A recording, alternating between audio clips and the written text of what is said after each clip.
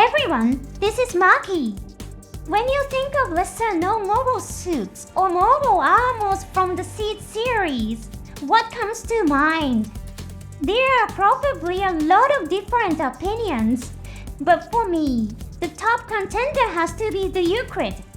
The Euclid is an Earth Alliance mobile armor that appeared near the end of the Seed Destiny story.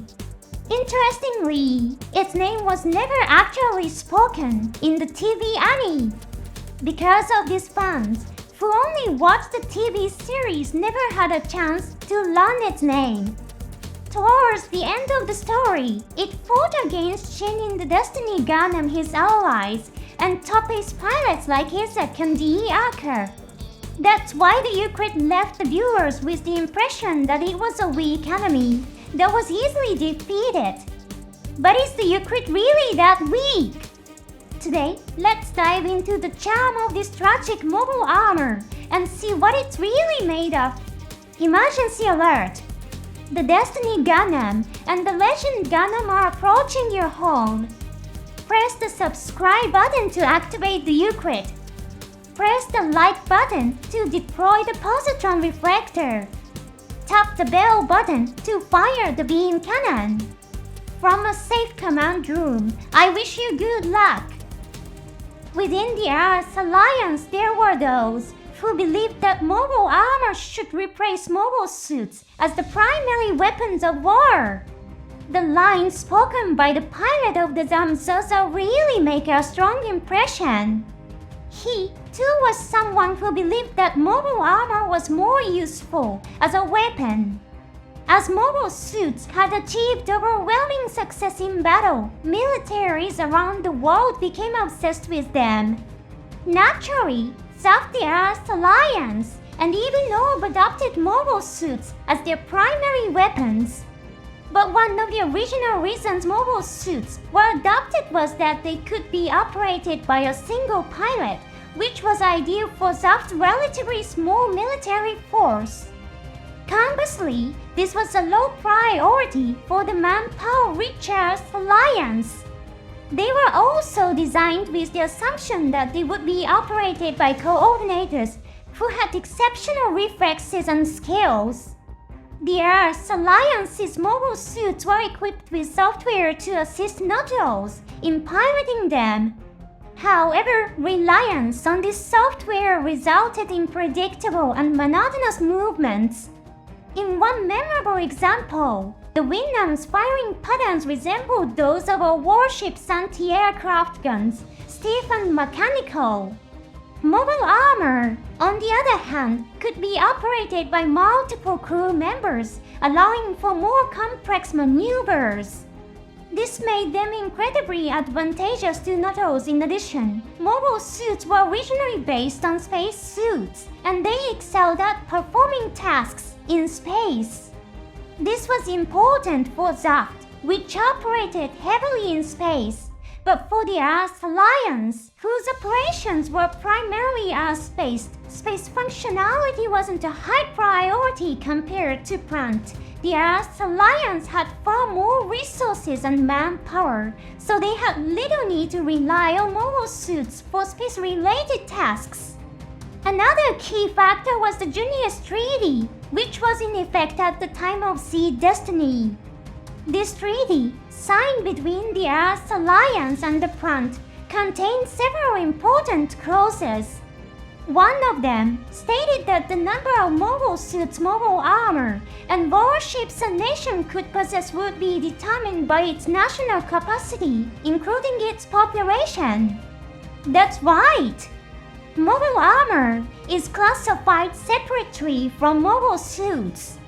So the decision to include mobile armor as part of the military force was a very effective strategy under the Junius Treaty. Also important is the fact that the Earth Alliance has been using mobile armor longer than mobile suits. The earliest mobile armor was publicly revealed in Cosmic Era 35. Of course, it's reasonable to assume that research and development had been going on long before that. By Cosmic Era 73, during the events of Sea Destiny, mobile armor had a nearly 40-year track record as a military weapon. Thus, powerful mobile armors such as the Zamsoso and the Geouske were developed. Using the design and operational data gathered from these units, a new mobile armor was created. This was the Euclid. The Euclid was designed for mass production. Its name comes from the ancient Greek scholar who discovered the laws of light refraction. The Euclid was born with the mission to reflect the destructive light brought by the demons of space. One of the defining features of the Euclid is its structure, with the main body connected to two large engines. In fact, it looks quite similar to the emojis. Designer Kimitoshi Yamane states in his book Kimitoshi Yamane Mecha Illustrated that I designed it as a mobile armor that inherits X's technology. Since this is the designer's personal comment, it's unclear whether this interpretation is reflected in the official setting. Still, it's fair to say that the design of the Euclid has more in common with the Exos than with the Zamsoso or the Geouske. Another important feature of the Euclid is that it uses hovering as its primary means of transportation. Unlike the Zamsoso or Geouske, it doesn't rely on air flight. The reason for this choice of movement is unknown. None of the reference materials explain it.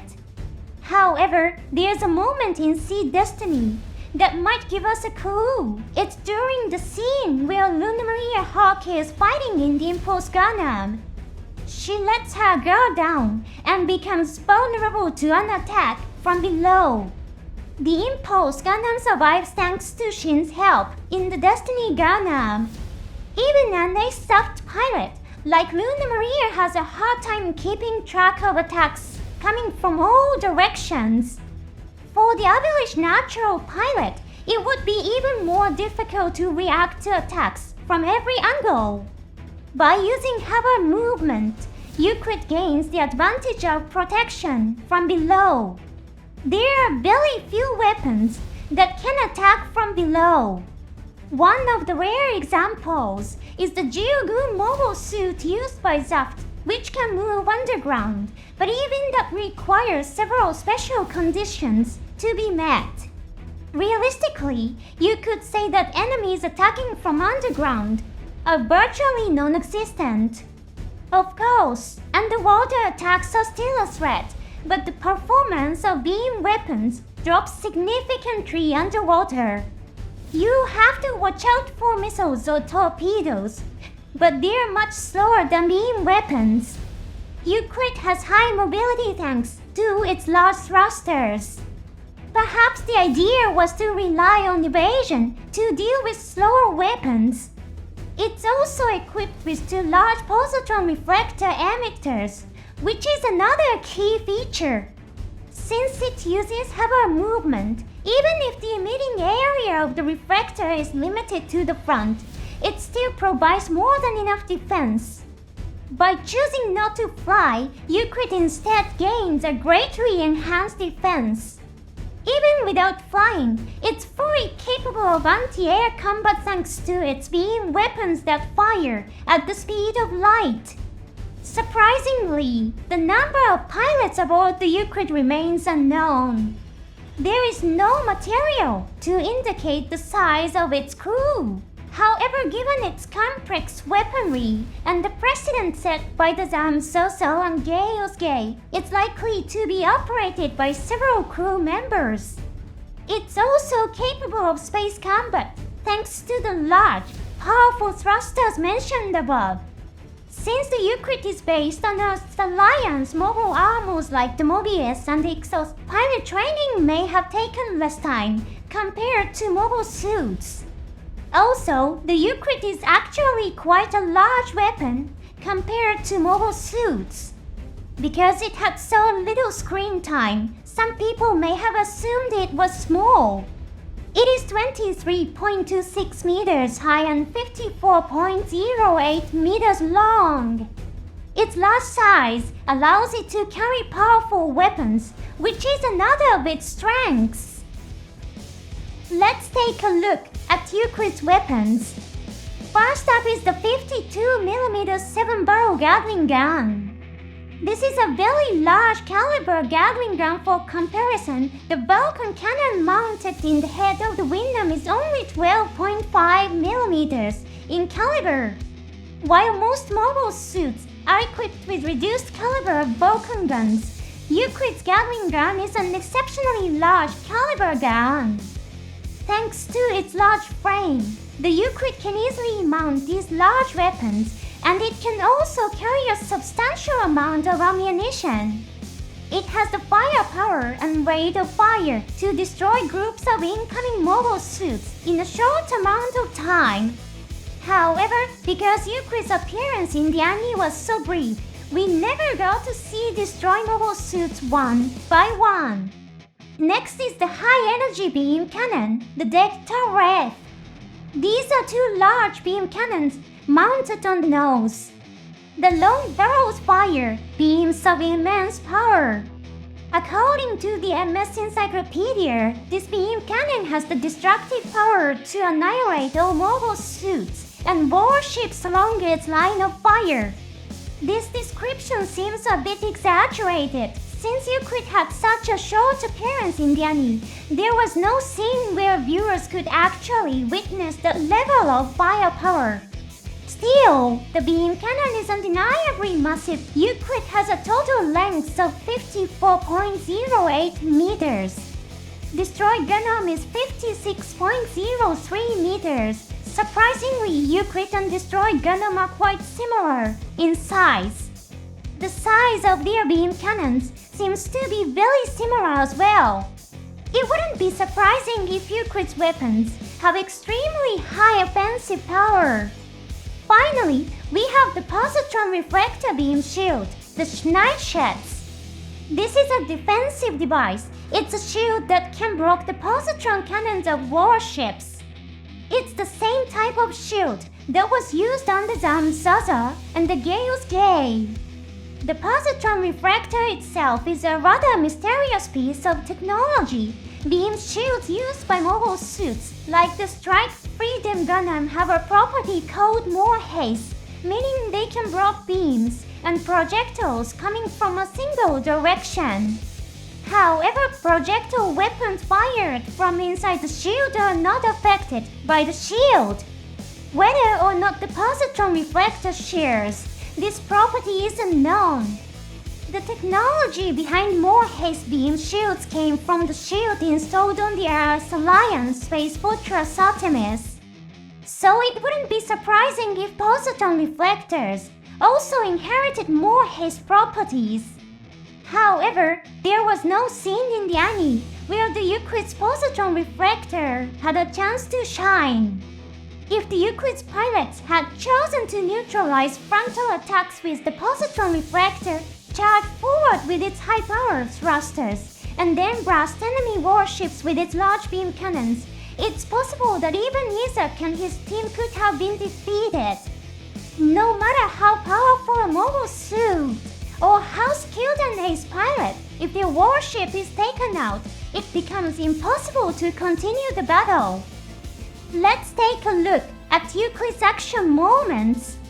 Since his screen time in the TV anime was extremely limited, there aren't many scenes to highlight. Perhaps the most notable moment is the one we mentioned earlier, where the difference in characteristics between the Impulse Gundam and Euclid was on display. It was a great showcase for the contrast between the Zaft mobile suits, which rely on highly skilled pilots, and the Earth's Alliance's mobile armor, which is designed to compensate for lack of pilot skill by utilizing the machine's inherent features. By using hover movement and high-powered thrusters, Euclid avoided attacks from below. By having multiple pilots on board, it allowed for task specialization, such as gunnery and navigation. And by arming itself with large weapons, it aimed to eliminate enemy forces in a short period of time. Its large beam cannons and Gatling guns also help limit the enemy's ability to effectively evade. Despite its brief appearance, this was a solid moment that conveyed to viewers the tactical characteristics of the Earth Alliance's mobile armor. Euclid didn't appear in the final battle, as that confrontation was primarily between Lois Klein's faction and Zaft. However, in the Sea Destiny MSB War Chronicles side story, remnants of the Earth Alliance are shown joining forces with Earth's military to fight Zaft. And even in the TV Annie, if you look closely, you can see Earth Alliance warships allied with Lois Klein's forces. So maybe Euclid A take part in the battle at the Messiah Space Fortress. After all, let's believe in the possibility that this mobile armor, which had the power to be called the mass-produced destroyed Gundam, fought bravely to secure the future of humanity. Did you feel the charm of the Euclid? A lot of people probably saw it as a weak background unit, like the ball from the original Gundam. But when you take a closer look at its specifications, it turns out to be an incredibly powerful machine. Its real tragedy was that it had to go up against top-notch ace pilots like Shin and Izek. And it's a bit sad that the Euclid never got a gun for release. Its simple appearance is also part of the problem. It's actually sleek and really cool looking, but unlike the Zamsoso or Gay, it doesn't have any flashy over-the-top features that grab your attention right away. What is your favorite part of the Euclid? Personally, I love the fact that its name is never mentioned in the anime. That little quirk makes it strangely memorable to me. Thanks for watching until the end. See you in the next episode.